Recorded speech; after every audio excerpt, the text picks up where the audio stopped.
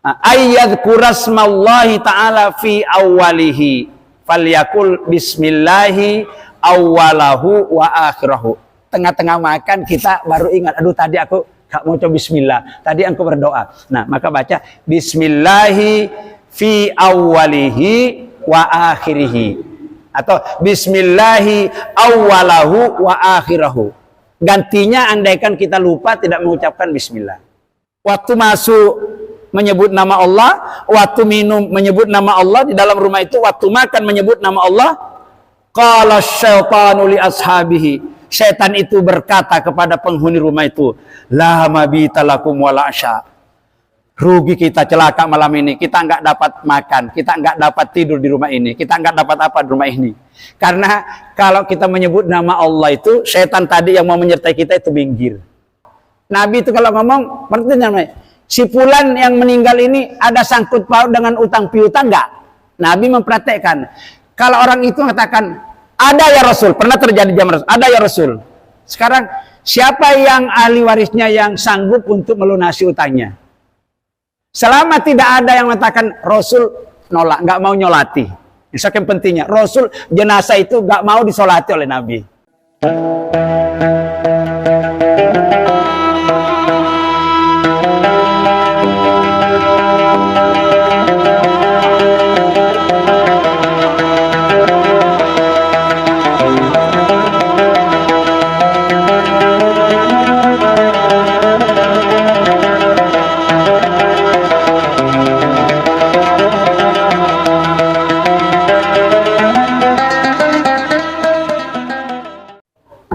Assalamualaikum warahmatullahi wabarakatuh. Waalaikumsalam warahmatullahi wabarakatuh. Innal hamdalillah wassalatu wassalamu ala Rasulillah wa ala alihi wa sahbihi wa mawalah. La haula wala quwata illa billah. Wa ba'du, qala nabiyuna Muhammadun sallallahu alaihi wasallam, idza akala ahadukum falyadhkur ismallahi ta'ala fa in nasiya ay yadhkura ismallahi ta'ala fi awwalihi falyakul bismillahi awwalahu wa akhirahu. Rawahu Abu Dawud wa Tirmidzi wa qala hadithun hasanun sahihun. Shadaq Rasuluhun Nabiul Karim. Bapak-bapak dan ibu-ibu jamaah salat maghrib Masjid Al-Muhajirin yang sama-sama dirahmati Allah dan yang kami hormati. Alhamdulillah, dengan rahmat dan izin Allah Subhanahu wa taala sampai pada malam hari ini kita tetap dalam keadaan sehat wal afiah. Ya, masih diberikan kekuatan lahir batin oleh Allah Subhanahu wa taala sehingga kita bisa melaksanakan salah satu perintahnya, ialah salat berjamaah baik maghrib maupun isya. Juga perintah yang kedua untuk senantiasa kita mempelajari petunjuknya yang ada di dalam kitab suci Al-Quran yang telah dicontohkan oleh Rasulullah sallallahu alaihi wasallam sebagaimana yang tertera di dalam beberapa kitab hadis yang kita jumpai. Bapak-bapak dan ibu-ibu yang dirahmati Allah, kita lanjutkan pembahasan kita pada pekan yang lalu masih tentang babul at'imah, ya, pembahasan tentang persoalan makan dan minum. Karena urusan makan dan minum aja kalau itu benar caranya semuanya bernilai ibadah. Artinya pasti akan diberi pahala oleh Allah Subhanahu wa taala dalam urusan makan dan minum kita. Sebaliknya, kalau kita makan dan minum melanggar aturan Allah, bukan pahala yang kita dapatkan, tapi malah bisa menimbulkan dosa. Itulah sebabnya di dalam Islam tidak ada suatu perbuatan, suatu tindakan dalam kehidupan sehari-hari atau selama 24 jam, kecuali Allah dan Rasulnya telah memberikan aturan. Termasuk dalam urusan makan dan minum. Ya. Di dalam kitab hadis Riyadhus Shalihin oleh Imam An-Nawawi ini banyak berisi tentang masalah akhlak, ya, masalah akhlak. Jadi kalau kita berbicara masalah makan dan minum ini adalah bahagian dari akhlak.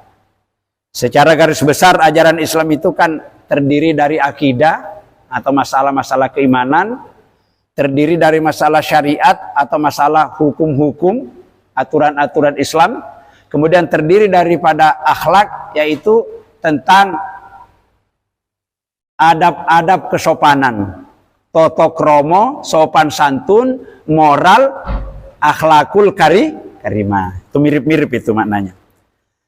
Baik, ini sebuah hadis dari Aisyah. Siapa Aisyah itu? Istrinya Rasulullah. Istrinya Rasulullah yang paling muda ya, Aisyah namanya. Jadi paling lama Rasulullah itu hidup, ada beberapa istrinya yang paling lama itu adalah Aisyah. Karena masih muda dinikahi oleh Rasulullah SAW. Ini beliau wa an Aisyata, hadis ini dari Aisyah radhiyallahu anha yang semoga Allah senantiasa meridhoinya. Qalat, Aisyah berkata, qala Rasulullah sallallahu alaihi wasallam, kata Aisyah, Rasulullah sallallahu alaihi wasallam pernah bersabda. Jadi kalau Rasul itu bersabda, kalau Allah kalau raja bertita, kalau orang biasa kayak kita ini berkata. Nah, jadi itu ya. Berfirman, bersabda, bertita, berkata. Orang biasa kayak kita ini berkata. Apa sabda Rasulullah sallallahu alaihi wasallam dalam hadis ini?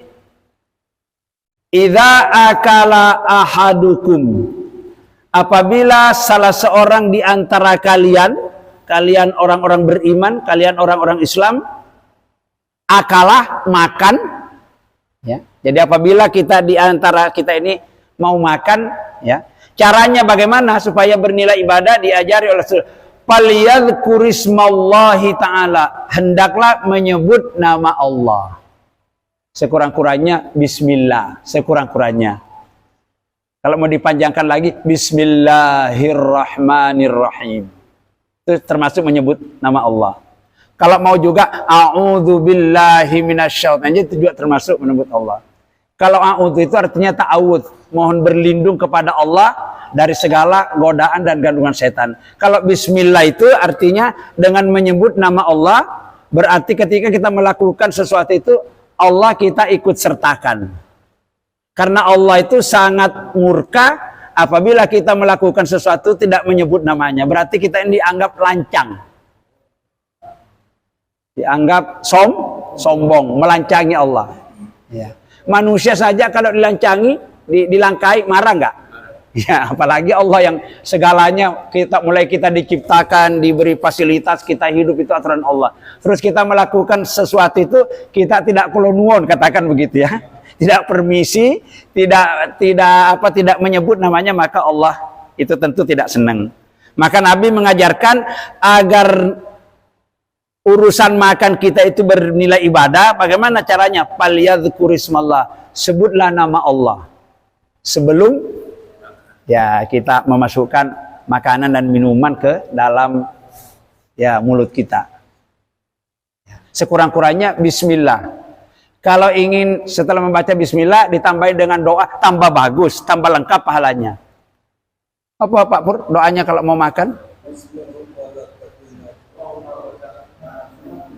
Pak Gianto gimana Pak Gianto? Doa sebelum makan? Allahumma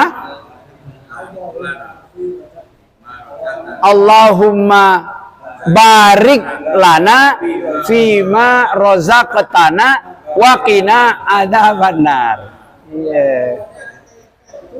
Anak kecil saja hafal, apalagi yang pernah kecil. Ya.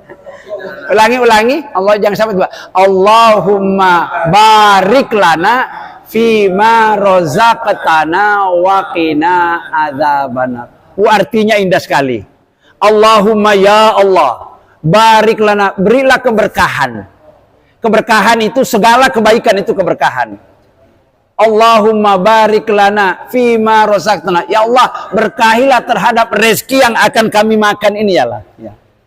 Kalau rezeki yang kita makan diberkahi oleh Allah, maka kita akan menjadi sehat, panjang umur, terhindar dari berbagai macam malapetaka. Itu namanya berkah. Kalau kita makan tidak diberkahi oleh Allah, barusan dimakan sakit perut dan bisa menimbulkan berbagai macam penyakit. Berarti makanan itu tidak berkah. Makanya kita permisi kepada Allah sekaligus mohon, karena Allah itu kata, barik lana fima razaqtana. Berkahilah ya Allah, berikanlah segala kebaikan terhadap makanan rezeki yang kau berikan kepada kami. Tidak cukup sampai itu, waqina adzabannar. Selamatkan ya Allah nanti di akhirat dari azab api neraka. Kan baik sekali.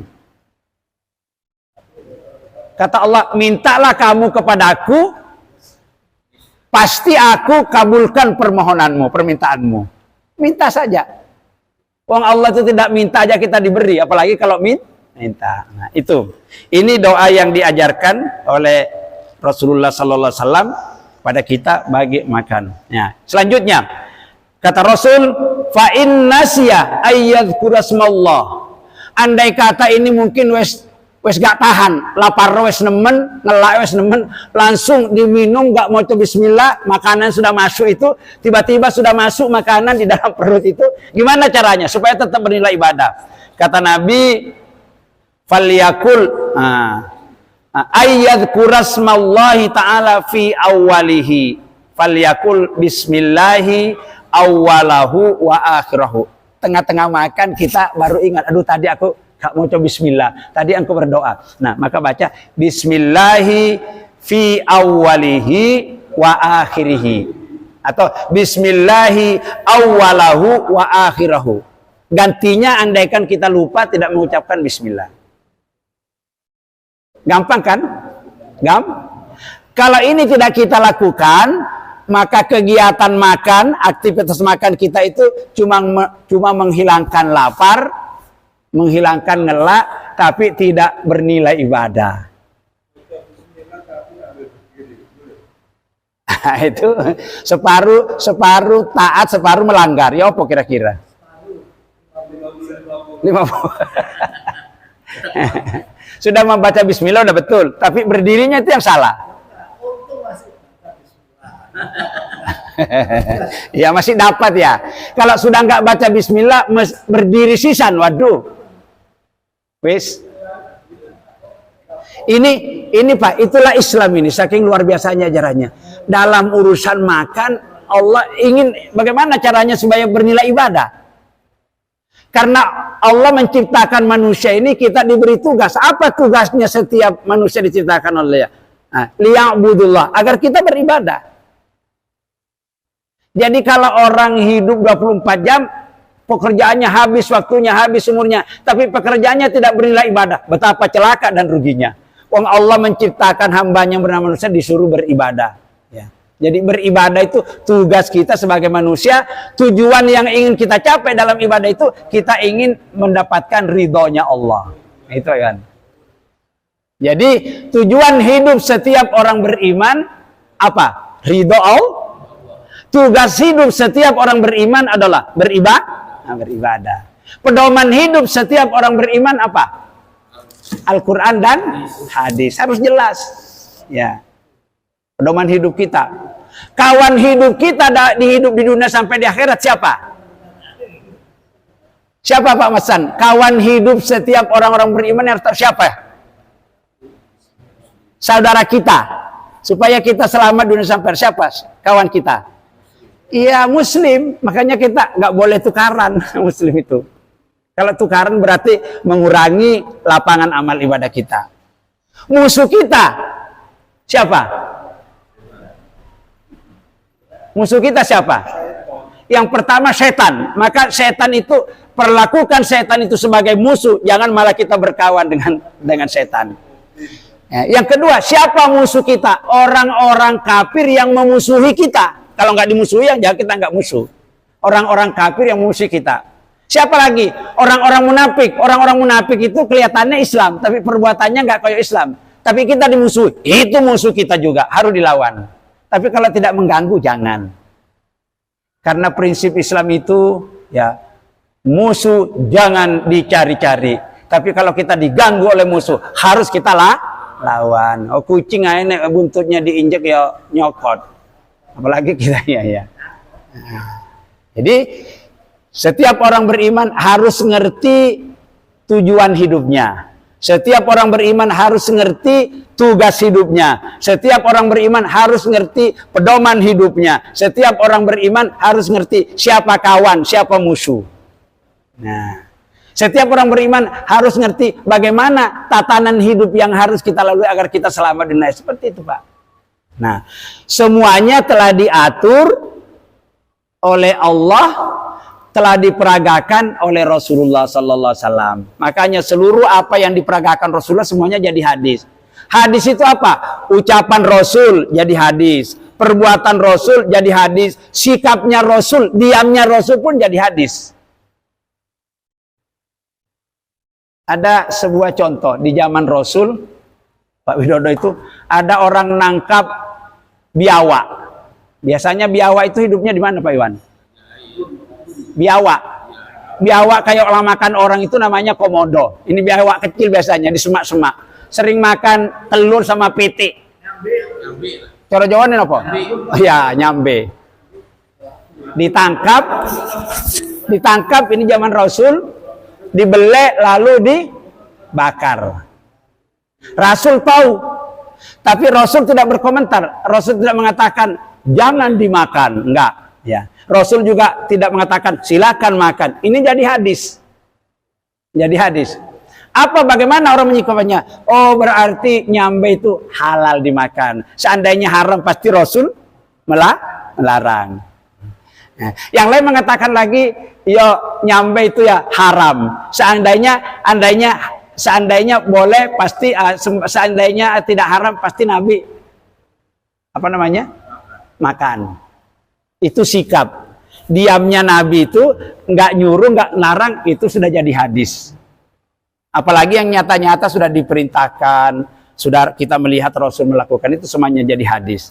Makanya jumlah hadis dengan ayat Al-Quran jauh lebih besar. Karena yang pernah memperagakan dalam kehidupan ini, seluruh isi Al-Quran itu Rasulullah memperagakan. Maka seluruh apa tindak tanduk perbuatan Rasul, mulai dari masuk kamar mandi sampai tidur bekerja, semuanya jadi hadis. Nah, karena memang Rasul itu manusia pilihan, sengaja dipilih oleh Allah ke permukaan dunia ini untuk menjadi contoh, teladan, idola manusia agar manusia itu selamat bahagia dunia akhirat. Maka barang siapa yang menyimpang dari aturan Rasulullah nggak selamat dunia akhirat. Kalau selamat di dunia, di akhirat pasti tidak selamat. Kalau tidak mencontoh Rasulullah sallallahu alaihi wasallam. Oke. Apa yang bisa kita ambil dari hadis yang diriwayatkan oleh Imam Abu Daud dan At-Tirmidzi ini? Berarti ingat, setiap mau makan, setiap mau minum, jangan lupa baca supaya apa? Supaya nilai makannya dan makannya itu bernilai ibadah. Ya, karena ada unsur ketaatan di situ. Kalau kita tidak baca bismillah, tidak menyebut nama Allah, tidak berdoa dan tidak baca bismillah, berarti kita makannya dengan siapa? Ya, karena dalam kehidupan ini semua yang kita lakukan itu cuma dua, Pak, yang menemani kita. Kalau kita tidak bersama Allah, pasti bersama dengan setan. Kalau kita nuwun, kita permisi, kita menyebut nama Allah, kita memohon petunjuknya, ketika memulai sesuatu, pasti Allah menyertai kita dan pasti bernilai ibadah. Ketika kita tidak nuwun melakukan sesuatu itu, Allah dikesampingkan, pasti yang datang menyertai kita pasti setan. Segala hal dalam urusan bekerja, urusan makan, minum, tidur, kawin dan semuanya. Kalau tidak baca bismillah, pasti setan ikut serta. Makanya saya kadang-kadang di sekolahan ditanya sama guru, ada Pak anak-anak itu kadang-kadang bandelnya luar biasa, wangil tuturannya. Iya ya. Terus ada guru itu, gimana ini Pak ya anak ini? Aku itu guru BP-nya itu gak iso ngatasi, nemen nakalnya. Gimana ini ya? Ya. Apa kira-kira sebabnya Pak? Ya kita nggak nuduh sih, mungkin waktu digawe dulu ya tuh, gak mau coba bismillah. Nek diingatkan sama Pak Ustadz ngomongnya kesuwen. Nah itu jadinya begitu. Itu jadinya. Anaknya jadi angel tuturannya. Ya. Kenapa? Karena tadi waktu dibikin itu bareng be setan. Ini penting ini. Penting ini. Ya. Jadi diarahkan ya. Boleh. Selanjutnya hadis yang kedua.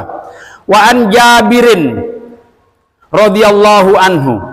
Dari sahabat Nabi yang bernama Jabir. Jabir itu sepupunya Nabi ya. Radhiyallahu anhu. Ya.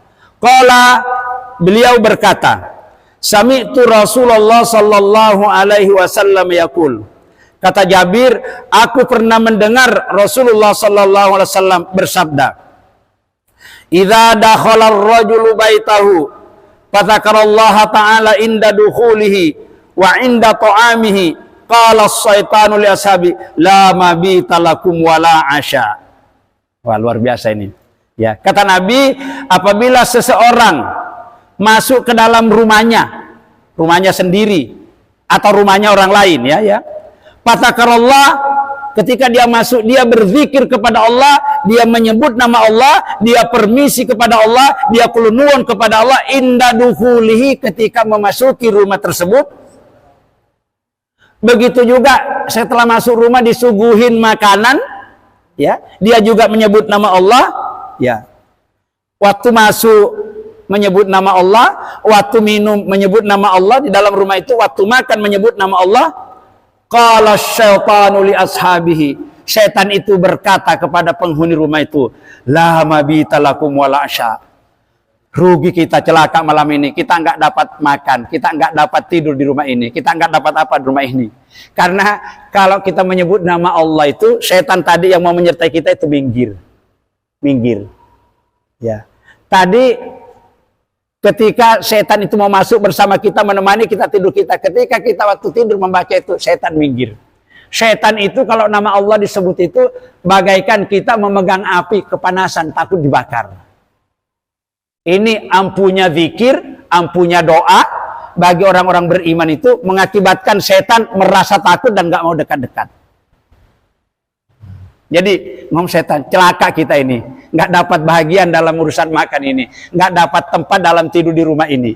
Gara-gara apa? Gara-gara orangnya tadi itu selalu menyebut nama Allah ketika masuk, ketika dia melakukan kegiatan. Nah, wa idza dakhala. Nah ini, apabila seseorang memasuki sebuah rumah, falam yadhkurillaha ta'ala inda dukhuli, tetapi dia tidak berzikir kepada Allah, tidak menyebut nama Allah, tidak membaca bismillah, tidak berdoa waktu memasuki rumah itu. Qala syaitan, setan lalu bergembira dan berkata, adrakumul mawt, alhamdulillah kita malam ini bisa dapat tempat tidur di rumah ini. Wa idza lam yazkurillaha ta'ala inda ta'ami, begitu juga ketika dia makan tidak menyebut nama Allah, tidak berdoa dan sebagainya. Syaitan juga berkata, alhamdulillah insya Allah kita akan dapat kenyang makan bersama-sama orang yang makan di rumah ini. Qala adraktumul mabit wal isya, kita alhamdulillah kata setan, kita bersyukur ini malam ini insya Allah kita dapat makanan yang banyak, dapat tempat tidur yang bagus. Lantaran tadi penghuni rumah itu ketika dia memasuki rumah, makan dan minum segalanya tidak menyebut nama Allah. Berarti orang yang mengerjakan sesuatu tanpa mengikut sertakan Allah, berarti memberikan peluang yang selebar-lebarnya, yang sebesar-besarnya untuk setan menemani dia dalam segala hal. Masya Allah, luar biasa. Mungkin sampai di sini ada pertanyaan, biar nggak menonton. Ini sudah 2 buah hadis disampaikan. Monggo Pak Matsan. Pak Pur,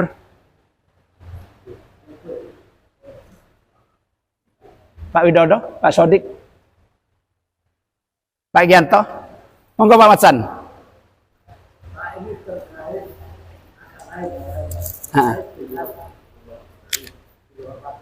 tapi tetap dalam kategori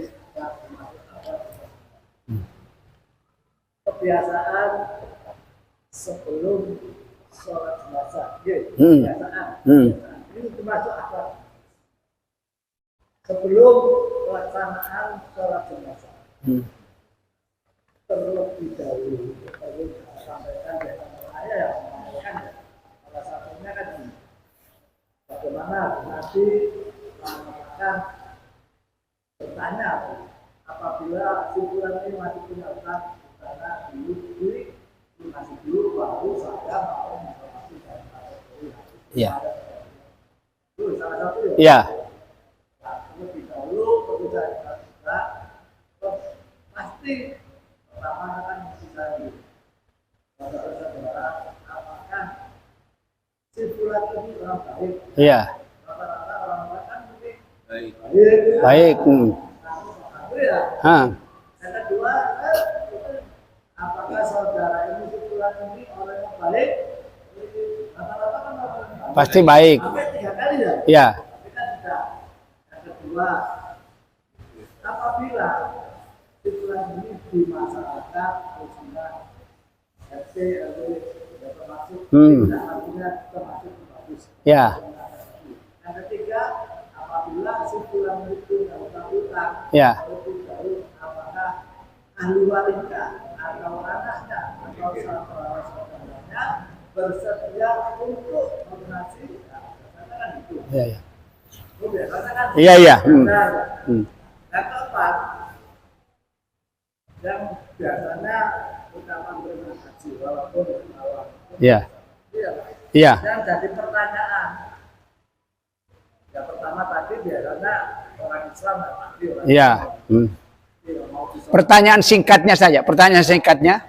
Yang pertanyaan singkatnya ini, apakah kesaksian bagi kita semua ini nantinya dipertanggungjawabkan nanti dipertanggungjawabkan yang Orang itu nggak baik ya. mengatakan yang jadi saksi ini aku ini soalnya kan mungkin banyak Iya. jamaahnya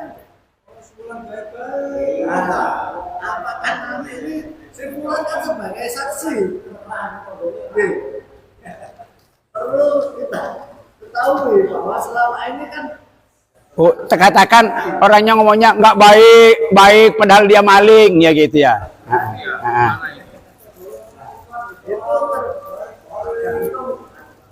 Ya, oke, saya sudah paham. Ya, tak jelaskan. itu perlu panjenengan Ya, siasati bagaimana ya, batasan-batasannya ya kayak apa ya. Gih, baik. Itu tuntunan Rasul yang ngomong bahwa sebelum jenazah itu disolati, ini Rasul, karena Rasul mempraktekkan, kita juga harus mempraktekkan. Sebelum jenazah disolati, Rasul selalu bertanya kepada para pelayat itu. Yang pertama ditanyakan, mohon kesaksiannya. Ya, apakah jenazah ini orangnya baik? Ya tentu saja jangan dipalsu jawabannya. Kalau memang baik ya kita ya baik apa adanya. Kalau tidak tahu ya jangan jawab. Lah ya itu, kalau tidak diam aja nggak jawab. Takut nanti kesaksiannya palsu. Karena malaikat yang mencatat sama Allah itu tidak buta. Ya. Jangan baik ya. Tidak menjawab aja. Ya, diam aja. Ya. Jawab yang jujur aja. Jawab yang jujur. Ya tidak baik ya jawab tidak baik. Iya. tapi nanti kan jelek juga kayak gitu. Iya. Itulah sebabnya hampir nggak ada orang mengatakan tidak baik ya. Tapi mestinya orang yang tidak paham betul tentang itu jangan baik. Ya. Paham ini, paham. Iya. Menemukan orang seperti itu. Kalau dijawab pada sampai nggak tahu bohong. Lah, jangan bohong itu dicatat oleh Allah. Karena dia orang jujur. Ketika ditanya, orang ini baik atau tidak baik, dan dia jawab tidak baik karena jujur. Iya. Iya, tapi kan nanti takut menyinggung. Lah, perasaannya gitu loh, Pak. Kembali lagi ke adat itu, menyangkut adat ya. Ya, sebentar ya, Pak ya. Apa? Halo. Apa? Wanore kele Mbak Umi minta dulu orang apa? Oh iya, wes ngaji ya, jangan diganggu ya, wes. Ya, yang tadi itu ya. Nah, ya, oke. Apa tadi? Jadi memang Rasulullah Orang itu nggak baik lah dalam kehidupan bermasyarakat. ya, tapi jangan juga mengatakan tidak, jangan mengatakan tidak baik teriak. Oh ya, itu kan ya jangan. Siasat ini gimana? Iya. Jangan tidak menyinggung perasaan. Ya diam aja. Kalau kita nggak tahu ngomong baik, kalau tidak nggak baik berarti kan kita bohong. Dia juga bersaksi namanya. Karena orang-orang beriman itu, ya nggak mau bersaksi, nggak mau bersaksi. Karena ada resikonya. Kalau dia bersaksi ngomong baik, resiko bohong. Bohong terhadap dirinya sendiri, bohong kepada Allah, bohong kepada malaikat. Karena malaikat jadi ya. Satu. Ya, tapi memang Nabi mencontohkan begitu. Ya, disuruh kita begitu. Itu ada pelajaran di situ, ada edukasi, ada pendidikan. Bahwa orang yang melayat itu makanya selama hidup ini harus baik-baik, karena nanti kalau tidak baik, nanti ada orang ngomong ini nggak baik, maling umpamanya ya itu yang makanya Nabi minta dipersaksikan.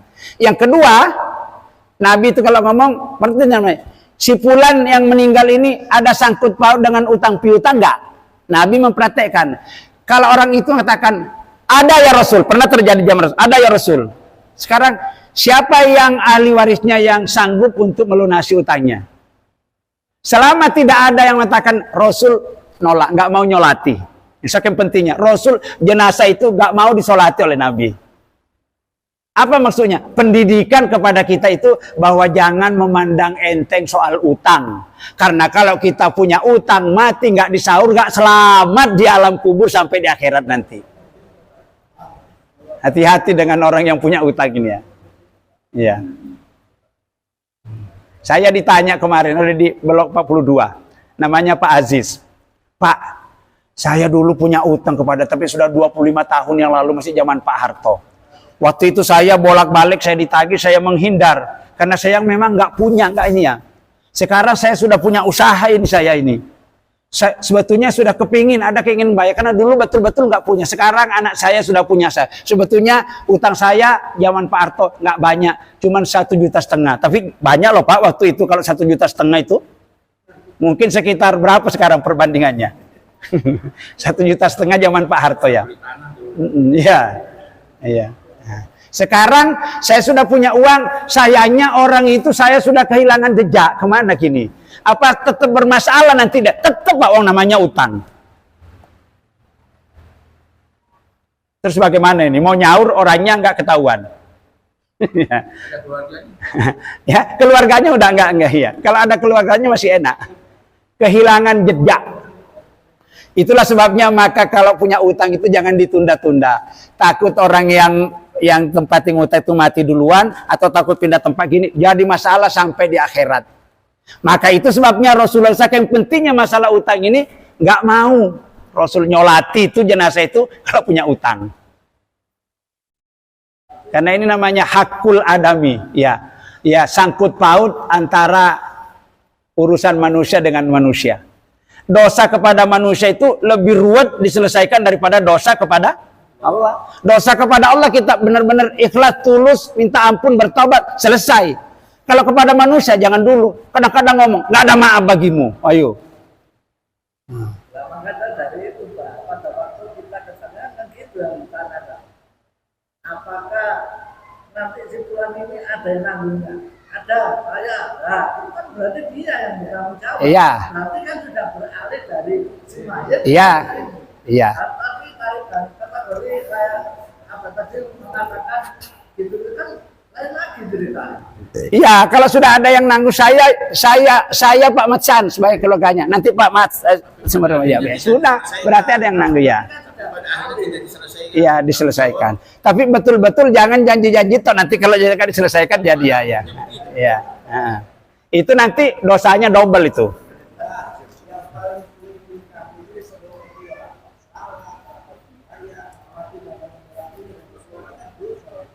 Tak kerungu aku ya, apa? Sampai agak maju sampai.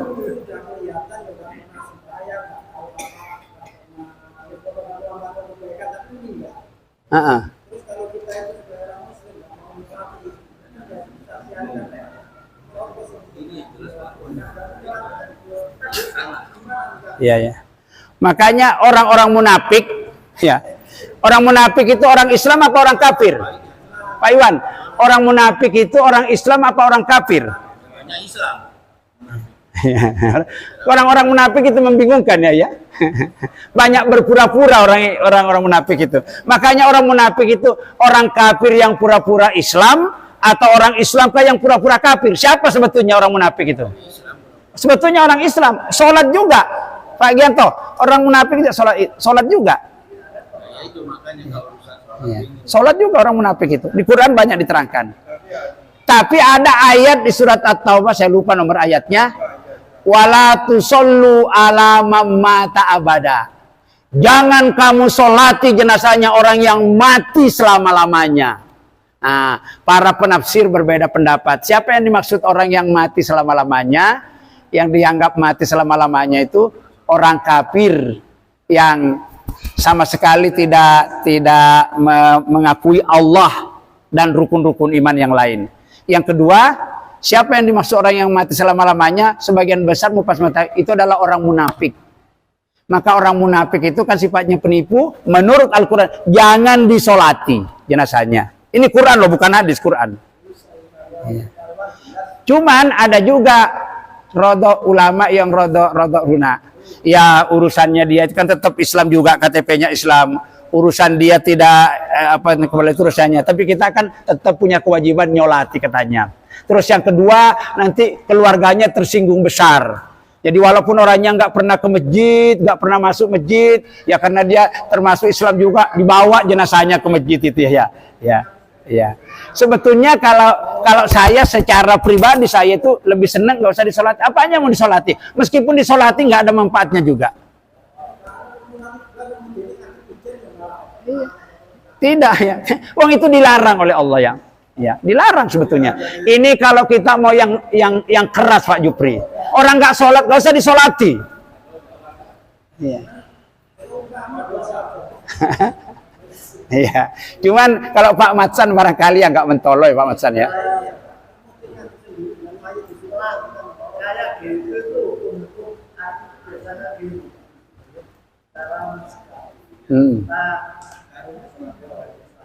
Iya. Ya, ya. Ya begitulah. Jadikan istilahnya aturan itu kan ada yang sebenarnya begini, sebenarnya. Ya, sebenarnya itu rodok dipeletes sedikit aja jahitnya ya. Hah? Iya, iya, Wak. Karena kamu menyulati orang yang dan mendoakan di atas kuburnya itu kan ada. Iya, ada ya. Iya. Makanya Quran itu Pak dalilnya. Nyulati wong atau sendiri bilang gitu kita nyulati ya kira-kira ya. Jadi anu Pak Pur, takut kepada manusia, ya, takut nanti agak disopo apa enggak dia ini karena kan menjaga perasaannya, tapi dia enggak takut kepada Allah. Itu pilihannya di situ. Lebih takut kepada Allah kita atau lebih takut karena nggak enak sama manusia? Nggak enak aja sama manusia. Ya. Inilah dilemanya kita jadi pengurus masjid. Ya Pak Matsan ya. Dilemanya kita kalau jadi pengurus masjid, jadi mudin dan sebagainya, kadang-kadang dihadapkan dengan persoalan seperti ini.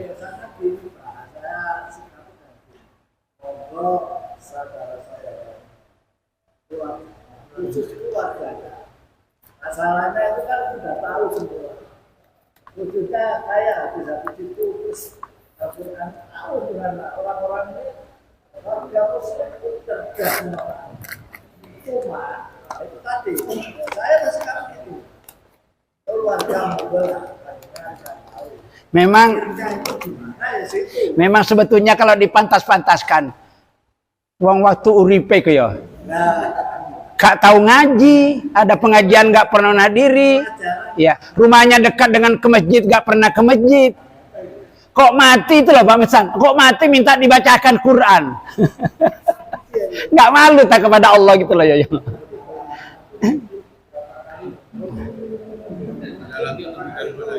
Jadi begini Pak Pur, kalau Allah mengatakan jangan kamu sholati jenazahnya orang-orang seperti itu, berarti kalau kita tetap melakukan karena dilarang, berarti kita dosa gitu loh Pak. Bukan cuma tidak diterima. Hah?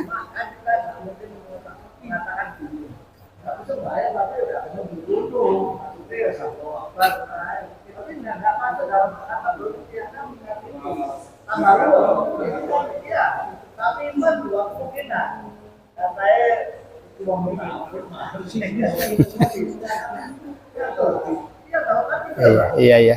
Kayak panjenengan, Bagaimana sholat apa kayak sampean pada waktu sholat hari raya 2 kali. Nah, 2 kali batur saiki sholat ya sama. Saat besok ya ada bersamaan ya. Tapi panjenengan kan 2 kali biasanya ada 2. Sampai itu berbuat 2 kali kan. Saiki nang kene sama sesuatu. Kok maksudnya sholat hari raya 2 kali maksudnya gimana? Ini loh. Ya.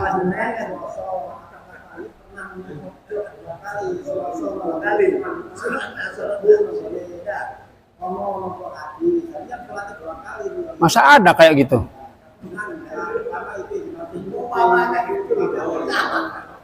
Ya nggak bener lah. Berarti orang itu nggak punya keyakinan.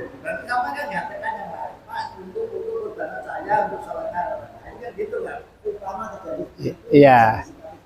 Tapi kan tidak mungkin bagi seseorang itu ada dua hari raya yang diyakini. Hari Senin, hari raya juga. Besok hari Selasa. Enggak ya, salah satunya lah. Khotbahnya. Iya foto aja.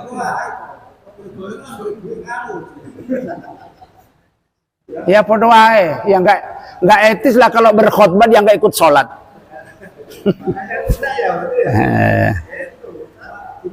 Ya itu mah enggak terlalu.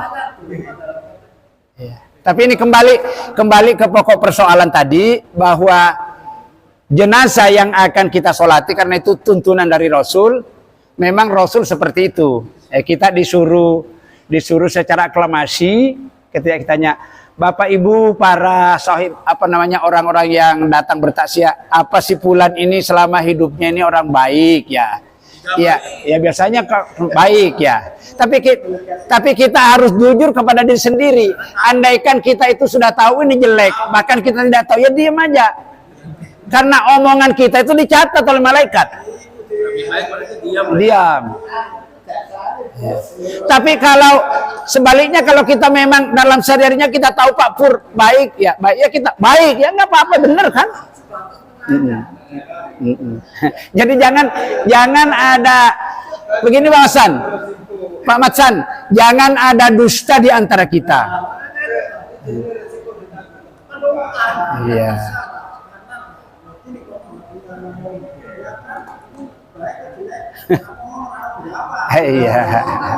Iya. Terus yang kedua tadi itu, begitu juga masalah utang tadi itu. Juga kalau ini siapa yang punya keluarga, ada kewalisnya. Betul-betul itu nanti ditindaklanjuti. Jangan cuman ngaku-ngaku supaya disolati. Itu nipu juga itu. Ya. Sudah adzan. Jadi seperti itu, Pak. Hah? Keluarganya bersedia. Iya. Pada saat itu kesaksiannya bersedia. Iya. Iya. Tapi pada akhirnya tidak, penyelesaiannya tidak ada. Ya berarti kan bohong juga dia. Berarti pernyataan palsu tadi itu. Karena mungkin tidak ada uangnya. Iya. Penyelesaiannya enggak ada. Iya. Enggak kan bisa saja. Mohon maaf Pak Pur, hari ini saya belum punya uang untuk melunasi. Nanti beberapa hari kemudian kan bisa seperti itu. Tapi betul-betul tanggung jawab, bukan cuma janji-janji tapi palsu gitu loh ya.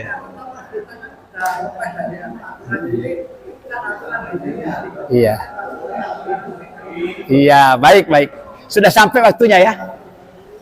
Bapak-bapak sekalian, sebetulnya senang kita berdiskusi seperti ini, memperluas wawasan kita.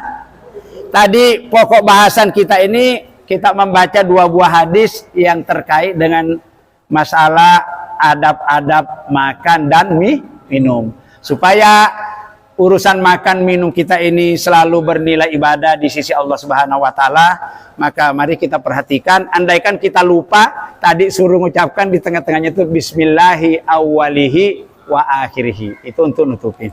Demikian pembahasan kajian kita malam hari ini tentang hadis-hadis yang terkait dengan urusan makan dan minum. Semoga Allah Subhanahu wa taala memampukan kita semua bisa mengamalkan dalam kehidupan sehari-hari agar seluruh aktivitas kita semuanya bernilai ibadah di sisi Allah Subhanahu wa taala. Amin amin ya rabbal alamin. Terima kasih atas perhatian dan kebersamaan Bapak Ibu semuanya. Mohon maaf bila ada hal-hal yang kurang. Untuk sempurnanya majelis ini kita tutup bersama-sama dengan membaca doa kifaratul majelis. Bismillahirrahmanirrahim. Subhanakallahumma wa bihamdika asyhadu an la ilaha illa anta astaghfiruka wa atubu ilaik. Assalamualaikum warahmatullahi wabarakatuh. Waalaikumsalam.